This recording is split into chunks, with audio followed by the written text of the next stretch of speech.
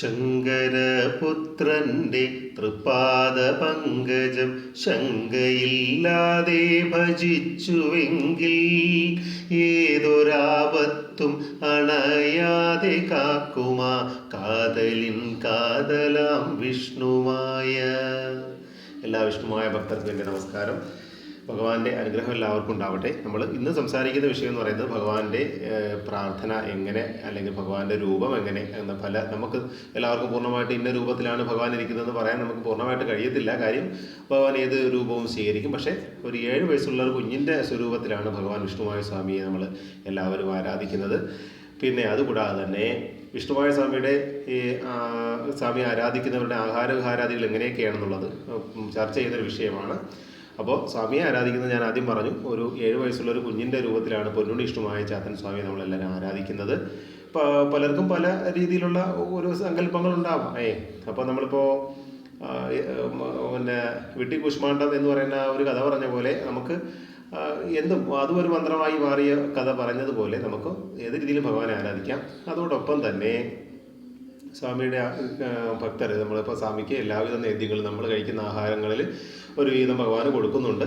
അപ്പോൾ നമ്മൾ ഈ വിഷ്ണുമായ സ്വാമിയുടെ വാഹനമായി പോത്തിനെ വാഹനമാക്കിയ വിഷ്ണുമായ സ്വാമിക്ക് എന്ന് പറയുമ്പോൾ അത്രയും ആ ഒരു ആദരവ് നമ്മൾ ആ പോത്തിന് മഹിഷത്തിന് കൊടുക്കണം എന്നുള്ളത് ഒരു പ്രത്യേകമായ ഒരു സ്ഥാനം അറിയിക്കുന്ന കാര്യമാണ്. പലർക്കും പല രീതിയിലാണ് പലരും ചെയ്യുന്നതെങ്കിലും പോത്തിൻ്റെ മാംസം കഴിക്കാതിരിക്കുക, അല്ലെങ്കിൽ പിന്നെ പോത്തിന് അതിനൊരു ബഹുമാനം കൊടുക്കുക, അങ്ങനെ കുറേ കാര്യങ്ങൾ അതിൽ നമുക്ക് വേണമെങ്കിൽ വരുത്തി തീർക്കാവുന്നതാണ്.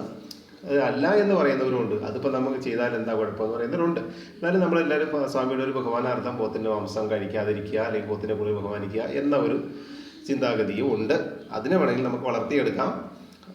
ഉണ്ടെങ്കിലുണ്ട്, ഇല്ലെങ്കിലില്ല. ഇപ്പോൾ ദൈവം ഉണ്ടെന്ന് പറയുന്നു, ഉണ്ടെങ്കിലുണ്ട്, ഇല്ലെങ്കിൽ ഇല്ല. ഇല്ലാത്തവർക്കില്ല, ഉള്ളവർക്ക് ഉണ്ട് എന്നാണ് അവസ്ഥ.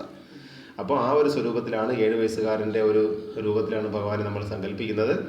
വളരെ ഭക്തിയോടുകൂടിയും നല്ല ബഹുമാനത്തോടു കൂടിയും ഭഗവാന് നേദ്യങ്ങൾ ഒരുക്കുമ്പോൾ തന്നെ നല്ല രീതിയിലുള്ള നല്ല മനസ്സോടുകൂടിയും ഭക്തിയോടുകൂടിയും ഭഗവാന് നേദ്യങ്ങൾ ഒരുക്കി ഭഗവാനെ ആരാധിക്കുകയും പ്രാർത്ഥിക്കുകയും ഉപാസിക്കുകയും ഒക്കെ നമുക്ക് ചെയ്യാം. സ്നേഹമുള്ളൊരു മൂർത്തിയാണ്, വാത്സല്യമുള്ളൊരു മൂർത്തിയാണ്. അപ്പോൾ 7 വയസ്സുകാരന് നമ്മൾ എന്താ കൊടുക്കുക എന്ന് വെച്ച് കഴിഞ്ഞാൽ അങ്ങനെ നമുക്ക് കൊടുക്കാം. പിന്നെ ആൾക്ക് മദ്യം പ്രിയമാണ് കേട്ടോ. പല കാര്യങ്ങളിലും മദ്യം ആൾക്ക് വലിയ പ്രിയമാണ്. അപ്പോൾ അതും നമുക്ക് ചെയ്യാം. അപ്പോൾ അങ്ങനെ പല പല കാര്യങ്ങൾ ഉണ്ട്. നമ്മൾ പാരമ്പര്യമായിട്ട് ചെയ്തു വന്നിട്ടുള്ള പിന്നെ നേദ്യങ്ങൾ, അല്ലെങ്കിൽ പായസങ്ങൾ, അല്ലെങ്കിൽ വറപടി ഉണ്ടാക്കി കൊടുക്കുക, അങ്ങനെ പല പല കാര്യങ്ങൾ, പിന്നെ കോഴി കള്ള് കൊടുക്കുക, അങ്ങനെയുള്ള കാര്യങ്ങളാണ് കൂടുതൽ പ്രാധാന്യം. ഇപ്പോൾ നമ്മൾ മിഠായി വരെ സ്വാമിക്ക് കൊടുക്കാറുണ്ട്. അതും അവരുടെ മനസ്സിൻ്റെ ഒരു സങ്കല്പവും ഇഷ്ടവും തന്നെയാണ്. അതിലൊന്നും പ്രശ്നങ്ങളൊന്നുമില്ല എന്നാണ് എൻ്റെ അഭിപ്രായം. പലർക്കും പല അഭിപ്രായങ്ങളാണ്. സന്തോഷമായിരിക്കട്ടെ എല്ലാവർക്കും. വിഷ്ണുമായ സ്വാമിയുടെ അനുഗ്രഹം ഉണ്ടാവട്ടെ. എന്തെങ്കിലും അറിവുകൾ പകർന്നു തരാൻ എന്നിൽ നിന്ന് എന്തെങ്കിലും അറിവുകൾ നിങ്ങൾക്ക് ലഭിക്കണമെങ്കിലും എന്നാലാവുന്ന രീതിയിലുള്ള സഹായങ്ങൾ ചെയ്തു തരാം.